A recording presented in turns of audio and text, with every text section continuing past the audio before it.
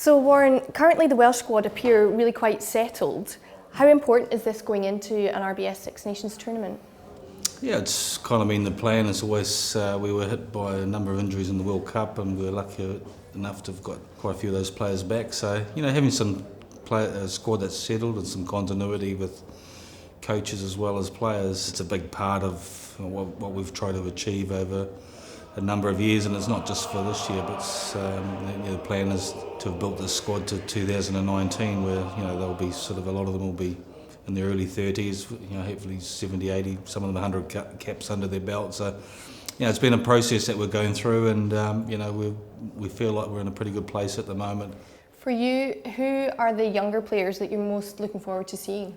We've only picked one new cap in terms of Alan Davies, and he's been knocking on the door for the last couple of years, but it's a position that we've got quite a lot of strength and depth in, and Gareth Davies did really well for us in the World Cup. Reece Webb may come back into the competition later in the tournament from injury.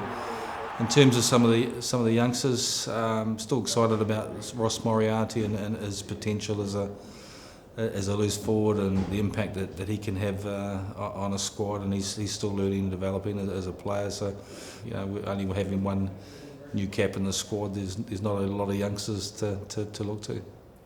And finally, would you say this is the most competitive RBS Six Nations Championship so far?